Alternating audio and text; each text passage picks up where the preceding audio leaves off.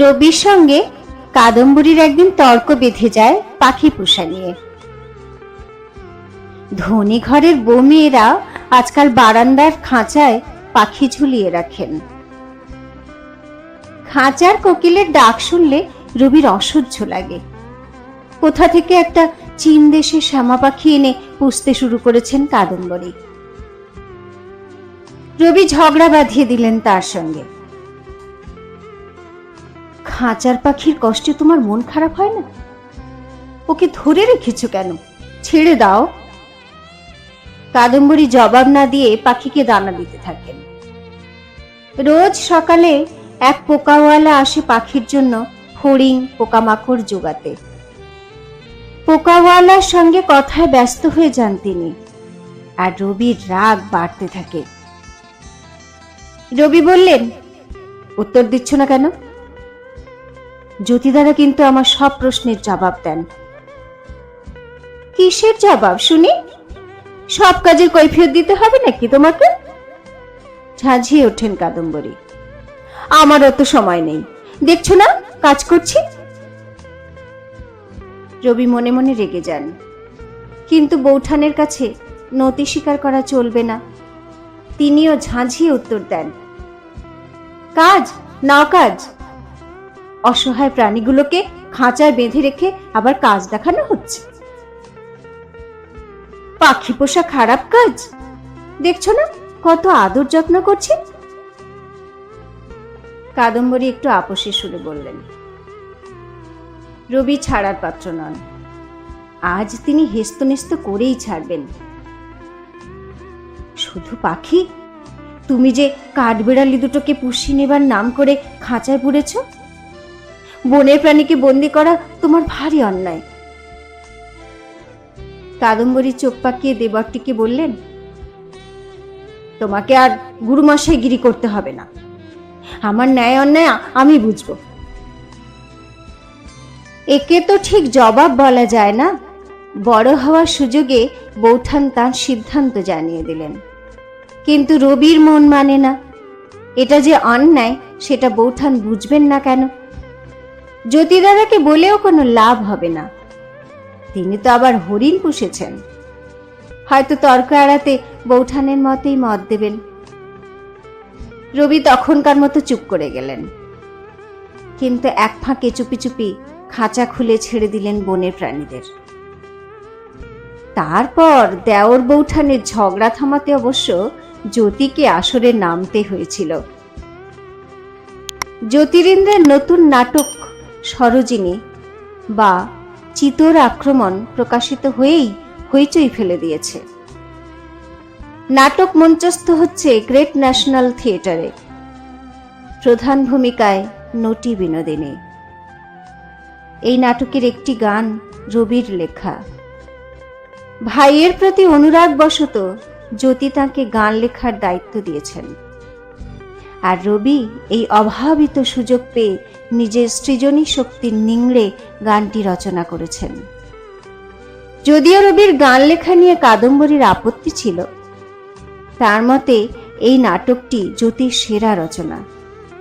এত গুরুত্বপূর্ণ একটি নাটকে নটি বিনোদিনীর কণ্ঠে যে গান গাওয়া হবে সেটা রবিকে লিখতে দিয়ে অবিবেচনার কাজ করছেন জ্যোতি। গানটা তার নিজেরই লেখা উচিত। নাটক এবং নাটকের ওই বিশেষ গানটি কিন্তু দর্শকদের মাতিয়ে দিল। যে দৃশ্যে চারদিকে ধু ধু চিতা জ্বলছে, আর রাজপুত মেয়েরা কেউ লাল শাড়ি পরে, কেউ বা ফুলের গয়নায় সেজে গান গাইতে গাইতে চিতারোহণ করছেন, সেই গানটি রবির লেখা। জল জল চিতা দ্বিগুণ দ্বিগুণ, পরাণ সুপিবে বিধবা বালা, জলুক জলুক চিতার আগুন, জুড়াবে এখনই প্রাণের জ্বালা। দেখ রে জবন দেখ রে তোরা, যে জ্বালা হৃদয়ে জ্বালালি সবে, সাক্ষী রহিলেন দেবতা তার, এর প্রতিফল ভুগতে হবে। স্টেজে সত্যি আগুন জ্বালানো হতো। মেয়েরা গান গাইতে গাইতে ছুপ করে আগুনে ঝাঁপ দিচ্ছে, আর পিচকিরি করে কেরোসিন ছিটিয়ে আগুন দাউ দাউ জ্বলে উঠছে। অভিনেত্রীদের গায়ে আঁচ লাগছে, চুল পুড়ে যাচ্ছে, কারো কোনো ভ্রুক্ষেপ নেই। দেশপ্রেমের উত্তেজনায় তারাও শরিক। এই নাটকে সরোজিনীর নাম ভূমিকায় বিনোদিনী সবাইকে মুগ্ধ করে দিচ্ছেন। নাট্যকার স্বয়ং মুগ্ধ বিস্ময়ে তাকিয়ে থাকেন বিনোদিনীর দিকে। তার হৃদস্পন্দন বেড়ে যায়, বুক ধুক ধুক করে। রবি বৌঠানকে কটাক্ষহীনে বলেন, কি বৌঠান, একেবারে হেলা ফেলা করার মতো নয়, কি বলো? মন্দ নয়। কাদম্বরী হেসে তার পিঠ চাপড়ে দিলেন। তোমার একটা পুরস্কার পাওনা হলো। কি পুরস্কার দেবেন বৌঠান? রবি কৌতূহলে ছটফট করতে থাকেন কয়েকদিন ধরে। তার ঘুরঘুর করা দেখে মজা পান কাদম্বরী, কিন্তু রহস্য ভাঙেন না। ইতিমধ্যে একবার জ্যোতি শিলয়দহে যাওয়ার সময় রবিকে সঙ্গে নিয়ে গেলেন। সরোজিনী নাটকের গানটি লিখে রবি তাকে চমৎকৃত করেছেন। জ্যোতি ঠিক করলেন এখন থেকে রবিকে তার সব কাজের সঙ্গী করে নেবেন। কবিতা লেখাই তো শুধু কাজ নয়, জ্যোতি ঘোড়ায় চড়া আর পাখি শিকারেও রবিকে সমকক্ষের মর্যাদা দিচ্ছেন। কাদম্বরী জ্যোতিকে চিঠি লেখেন, রবিকেও। সেই চিঠির বড় বড় উত্তর লেখাও রবির একটি কাজ। শিলাইদাহ রবিকে বাধা বন্ধনহীন স্বাধীনতার স্বাদ এনে দিল, যেন প্রখর গ্রীষ্মের পর এক পশলা বৃষ্টি। এখানে এসে জ্যোতি নিজেও যেন হৃদয় খোলা খ্যাপামিতে মেতে ওঠেন। এই খ্যাপামি কলকাতায় ফিরেও থামল না। তিনি মেতে উঠলেন সঞ্জীবনী সভা নিয়ে। তখন কলকাতার যুবক মহলে ইতালির মাৎসিনির স্বাধীনতা যুদ্ধের কাহিনী প্রচার করে সাড়া ফেলেছেন সুরেন্দ্রনাথ বন্দ্যোপাধ্যায়। অস্ট্রিয়ার বিরুদ্ধে স্বাধীনতার আন্দোলনে গুপ্ত সমিতি তৈরি করে তিনি যেন স্বাদেশিকতার আগুন জ্বালিয়েছেন। সেসব শুনতে শুনতে অনুপ্রাণিত বাঙালি যুবকেরা বেশ কিছু গুপ্ত সমিতি তৈরি করছিলেন। সেরকমই একটি সঞ্জীবনী সভা। উদ্দেশ্য লোকহিত এবং জাতীয়তাবাদের চর্চা। জ্যোতি ও রবি তার সদস্য হলেন। গুপ্ত সমিতি, তাই সভাবস্তু গোপনে, ঠনঠনের একটি পৌর বাড়িতে। দীক্ষা গ্রহণের দিন সভার অধ্যক্ষ রাজনারায়ণ বসু মশাই এলেন লাল পট্টবস্ত্র পরে। আদি ব্রাহ্ম সমাজ থেকে আনা লাল কাপড়ে জড়ানো একটি বেদপুঁথি টেবিলে রাখা হলো। বেদগান দিয়ে সভা শুরু। তারপর টেবিলের দুপাশে দুটি মরার খুলি রেখে তাদের চোখে মোমবাতি জ্বালিয়ে দিলেন কেউ। মরার মাথা মরা ভারতের প্রতীক। মন জ্বালিয়ে মৃতদেহে প্রাণ সঞ্চারের ও জ্ঞান চোখ উন্মোচনের শপথ নিলেন দুই ভাই। সভ্যরা তাঁদের আয়ের 1/10 সভায় দেন। ঠিক হলো যে স্বদেশী দেশলাই, স্বদেশী কাপড় কল ইত্যাদি উদ্যোগে টাকা দেওয়া হবে। প্রথম দেশলাই বেরোনোর পর সবাই উত্তেজিত। জ্যোতি সকালে উঠেই দেখলেন সমাচার চন্দ্রিকায় খবর বেরিয়েছে, একটি শুভ চিহ্ন। আজ আমরা একটি নূতন দেশলাইয়ের বাক্স দেখিলাম। বাক্সটির আকার বিলাতি ব্রায়ান্ট এবং মের সেফটি ম্যাচের ছোট বাক্সের ন্যায়। পাতলা দেবদারু কাঠেই সুন্দর রূপে বাক্সটি নির্মিত হইয়াছে। দুই ধারে দেশলাই ঘষিবার মশলা মাখানো।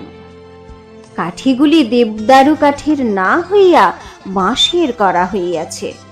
ঘর্ষণ মাত্রেই উত্তম জ্বলিয়া উঠিল, কিন্তু একটু ঠান্ডা লাগিলে বাঁশের কাষ্ঠ যেমন সহজেই শীতল হইয়া জ্বলন শক্তির হ্রাস হয়, এগুলিকেও সে দোষ হইতে মুক্ত দেখিলাম না।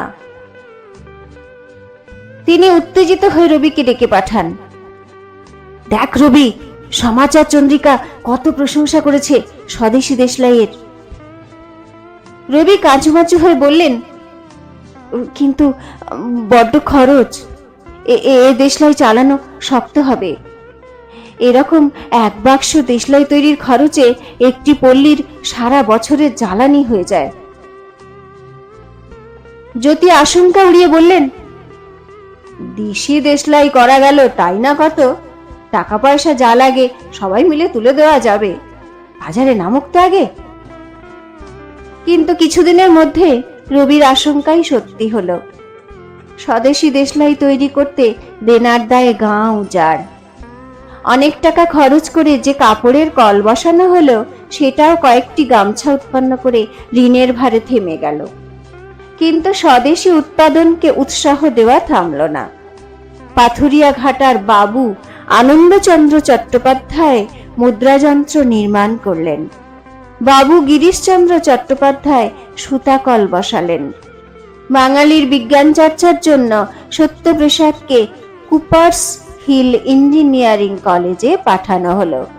রবিকে উৎসাহিত করা হলো বিলেতে গিয়ে সূক্ষ্ম শিল্প শিখতে। জ্যোতির মাথায় এলো ভারতীয়দের সর্বজনীন পোশাকের ডিজাইন করতে হবে। অনেক ভাবনা চিন্তার পর একদিন তিনি পায়জামার উপর একখণ্ড কাপড় দিয়ে মালকোচা করে পরলেন। মাথায় লাগালেন পাগড়ি ও টুপির মাঝামাঝি একটি বস্তু। প্রখর দিনের আলোয় সেই অদ্ভুত পোশাক পরে দেশোদ্ধারে চললেন জ্যোতি ঠাকুর। এই বিচিত্র দৃশ্য দেখতে রাস্তায় লোক জমে গেল। মুগ্ধ ভাই রবি সেদিকে তাকিয়ে নতুন বৌঠানকে বললেন, ধন্য তোমার স্বামী, দেশের জন্য অকাতরে প্রাণ দিতে পারে এমন বীরপুরুষ অনেক থাকতে পারে, কিন্তু দেশের মঙ্গলের জন্য সর্বজনীন পোশাক পরে গাড়ি করে কলকাতার রাস্তা দিয়ে যেতে পারার মতো লোক নিশ্চয়ই বিরল।